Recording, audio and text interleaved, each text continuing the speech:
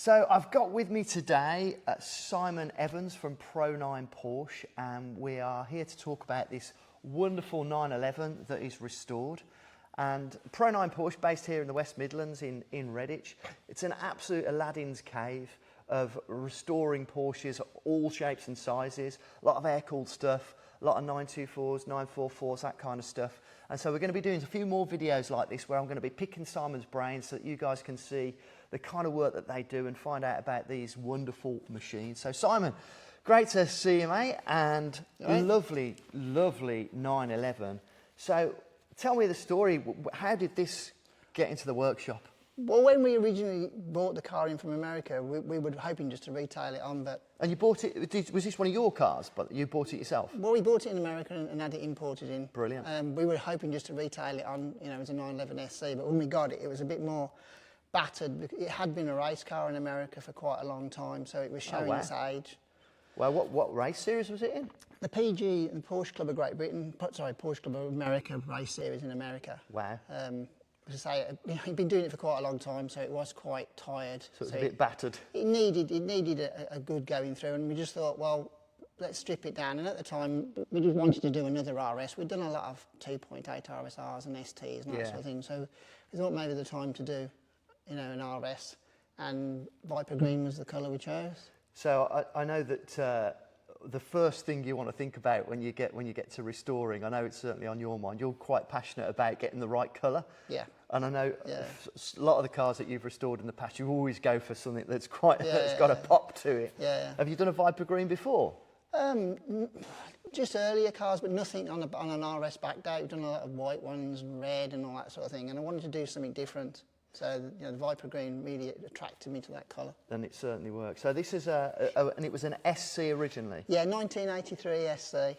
Probably one of the last SCs, that was the last year they were made. And what about the engine? What engine was in it when you got it? It's the 3 litre that it came with, but we've rebuilt the engine and the gearbox. Was the engine already a race engine, so it had been racing? I think because it was in the Porsche Club of America, they have to be similar to stock. They can do a few bits and pieces, exhaust and that sort of thing, but apart from that, I think the series and class it was in, it was just basically a stock thing. Got you. So you got the car back, you got into the workshop, you realised it was a bit tattier than you would have liked. Yeah, we weren't that happy about it, but then we sort of started looking beyond that and thinking, well, you know what, we've got a completely rust-free car to start with, which is always a bonus when you're doing these cars. Yeah. So obviously you decided, right, we're going to go Viper Green. Yep. So then in your process, what kind of happens next from when you've got the car sat here as a project? We totally took it back to a bare shell, took everything off it, there was nothing left on the shell.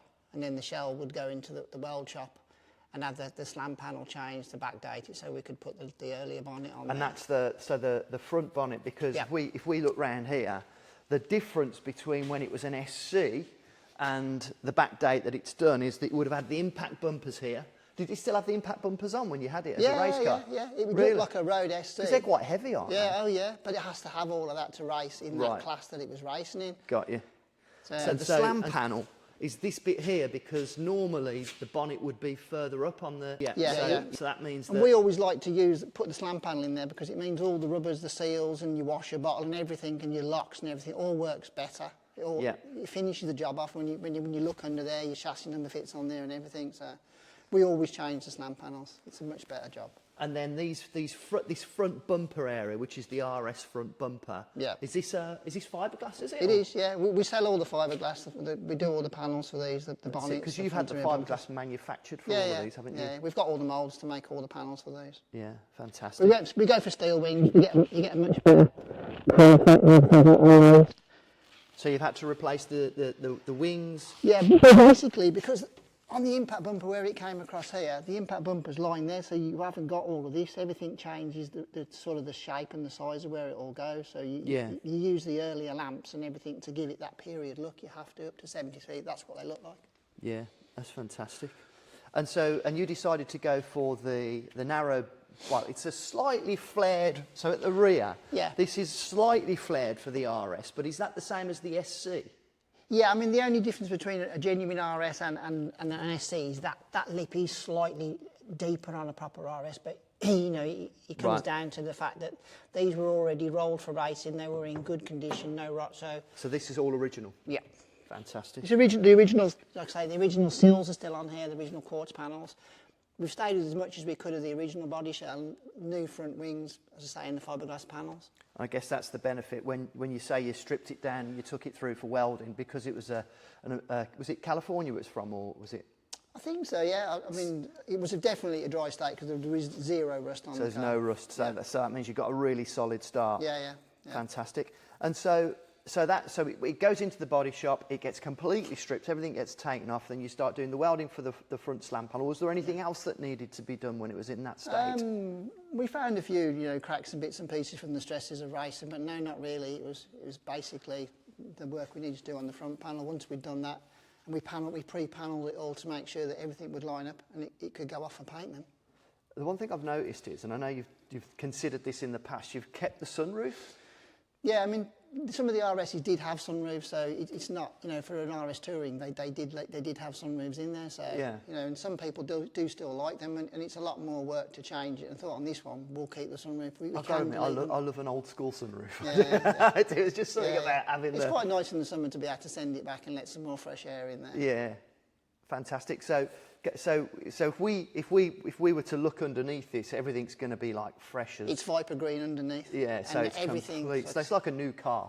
Well, all the suspension that came off, all the metalwork's been either zinc plated or powder coated. Right. All the arms were cleaned back to the aluminium. So if I was to look underneath here, you can see the suspension and all the pipe work and the brakes. Everything's like getting a new car. Everything's been gone through the whole brake suspension and everything brakes. And as I say, what we've done as well is we've upgraded the front brakes to a box to caliper.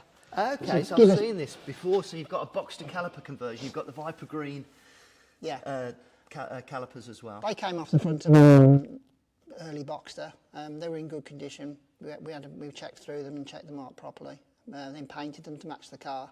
And we do all the adapter brackets to bolt onto these cars, so you can just basically bolt it on and use a 3.2 Carrera disc. It gives you better stopping power. And these are 16 Fuchsias. These are 15-inch Fuchsias. Are they 15s? Yeah, it's got 7-inch on the front. So these original Fuchsias, are they, or the replicas? No, replica ones. Yeah. And they got the same sort of dish. Yeah, the period look of an original car. Yeah. Although some of the RSs did run 6 and 8s and 6 and 7s, this is running 7s and 8s.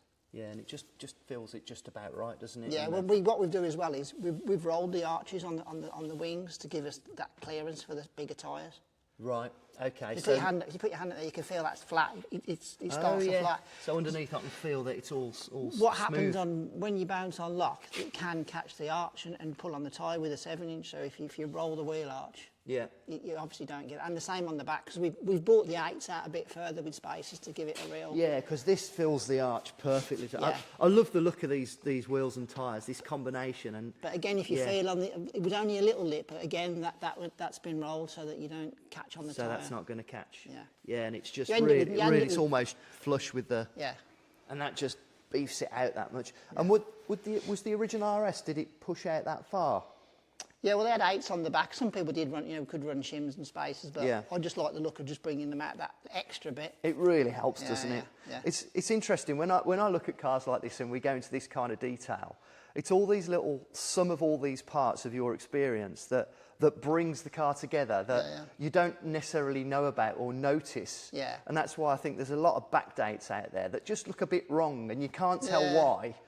But it's all these little bits, isn't it? Well, you do look at them sometimes and you think, well, why haven't you taken the side sills off and why have you still got the flag mirrors on there? You've got the RS bumpers, but it looks wrong. You've got to do the chrome, you've got to do all of it, and that's what we do on it. We do the whole package.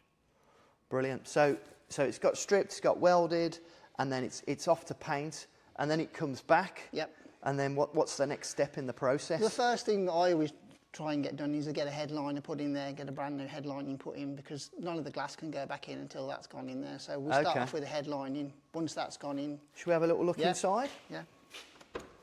Okay. And I tell you what, I did notice this when I looked at this car before. Just mind your fingers, I mean, that just feels so nicely put together. You spend a long time messing... It's a bit nerdy, isn't it, that? But you spend a long time messing with door gaps and opening and shutting and everything. So we've got the headliner is all so it's just like a new car in here. Yeah, brand new carpets to like sort of a lightweight It's the spec. smell as well, isn't it? Of an old Porsche, you can't beat it. We're going sort of like an older retro bucket seat. The seat belts we use, they're race style, but they're actually road legal. And a lot of the time, you see these cars coming in with race harnesses, but they're not actually road legal. They're dangerous. Right. So we make sure we use the proper specification. So these, because I think you've made a brilliant choice on the seats. What seats are these? They're just an RS retro seat that I bought years ago. I hadn't used them in anything. I thought I want to use them in something, so I got the trimmer to redo them and use them in a corduroy, which is period to the sort of 73 cars. And I think they've come out. It's come out really nice. I think it's absolutely fantastic. I mean, that's one of the things, because obviously, how long have you been in business here now? We've been here since 2009. I mean, Pro-9's been in business since 1996. And so and the benefit of that is you've got a huge parts stock. And when you're putting these things together, they've got around here. Pro-9 has got lots of different sort of areas where there's loads of parts for all different Porsches going back, so long, and so you can pull out the parts bin, all sorts of stuff. Nothing gets thrown away, because you put things on the shelf, you think, I'm never going. When am I ever going to use that? And then the next thing you know, you're doing a car and you find that you need that part. You can't afford to throw anything away from these cars, because a lot of the stuff is still hard to get or expensive. And I guess I remember when we first met, I drove past your old unit this morning on the way over here, and First Paddock, is that what it's called? Yeah. And I remember back then, these kind of 911s were, pretty cheap back then. And you've probably still got loads of parts back from those days, and now these days, the price has gone through the roof, and it's all those years of working on them, it just comes to fruition in a car like this, doesn't it? Yeah, they've just become so popular. Everybody's trying to get them back on the road. So if you've got the parts that people need, you can do these projects. Yeah. So when we look inside, what kind of decisions you make? Obviously, we've talked about the seats, but what about things like the dash and the instruments? Is there anything there that you would fiddle with? I haven't changed anything on this one. We could have customised the dash, maybe a bit more with the clocks and the dashboard and everything. But I just thought on this one, I'm just going to leave it as it is, because it all works.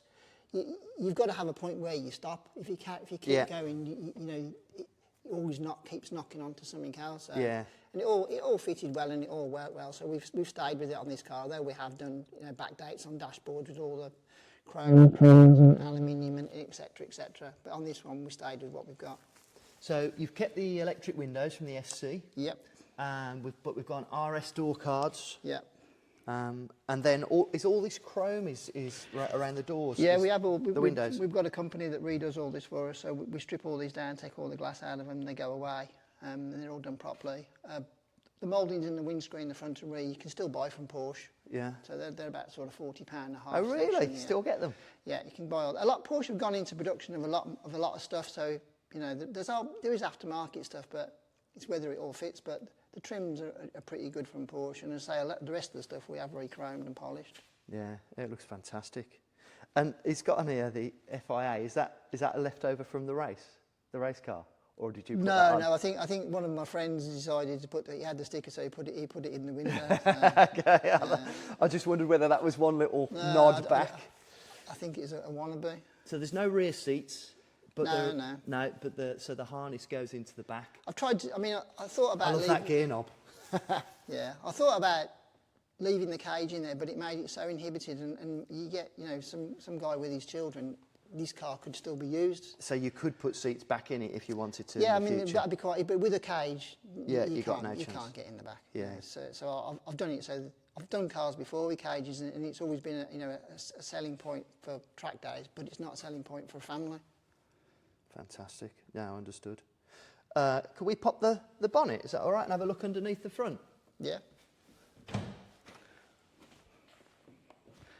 Yeah, so we were talking about the slam panel, etc. here. And I always think it's lovely when you see what it looks like underneath, and you can see the extent of the restoration. So it's just, yeah. And is that the original fuel tank? Because don't race cars have to have special fuel tanks? Or no, it did have this type of fuel tank in there, although we have replaced it, because I don't like using the older fuel tanks. We've had problems with them before where you get dirt or rust coming through from somewhere and it causes you massive problems. So if I can start with a new fuel tank, it's always a good. They're not really expensive, so we do use new ones if we can. Yeah, and then spare wheels. Remember those? Yeah, I know. Yeah. Beautiful. Back in the day, but yeah, as I say, everything's Viper Green. Everywhere has been painted to the same sort of standard as the car. I'm guessing this doesn't weigh a fat lot, does it? No, it doesn't. I've never actually weighed it, but imagine it is quite a light car with the fiberglass bonnet and the ducktail and all the rest of it. Yeah. And so I guess that brings us on to nicely the performance. So let's have a little look at what's in the back and what we've got. Wow, that exhaust is awesome. Should we have a little look at the exhaust and the engine, because that is just a work of art. So what's going on here, Simon? We rebuilt the 3-litre engine and gearbox. I went through it all to make sure it was all good. The CIS now, they're all getting a bit tired. And what's the CIS? It's the injection system, the K-jet injection system. But we've been doing quite a lot of development work with throttle bodies and Heltec ECUs, etc. And basically now we can run coil packs on each individual cylinder. We blank off where the distributor was, and we've got custom made timing wheel. So they run so much better on these. The drivability, how smooth they are, start up hot and cold. It's and obviously the sound's a lot better as well. Yeah, and wow, what I mean. If you're at a show and you've got your deckled out, I mean, that's what everybody wants to see, isn't it? Look at that.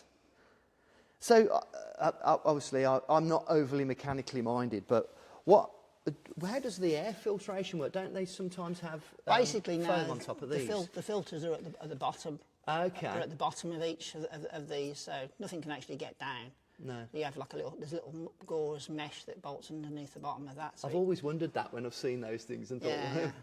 You usually see old race cars and they'd have like tennis balls sat in there when it's packed up, or plugs, chained with the chains from a bathroom sitting blocking them all off.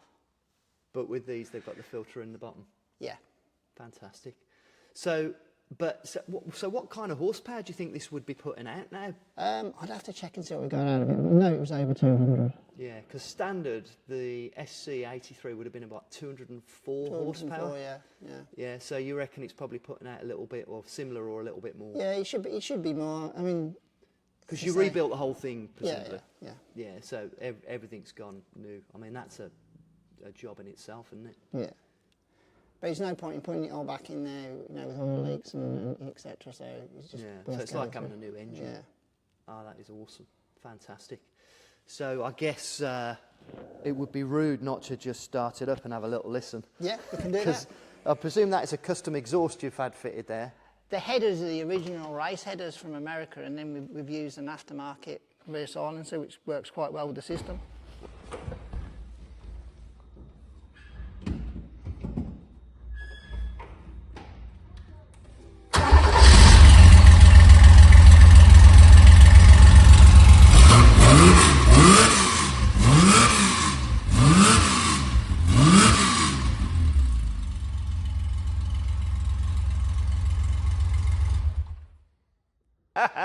It sounds absolutely awesome.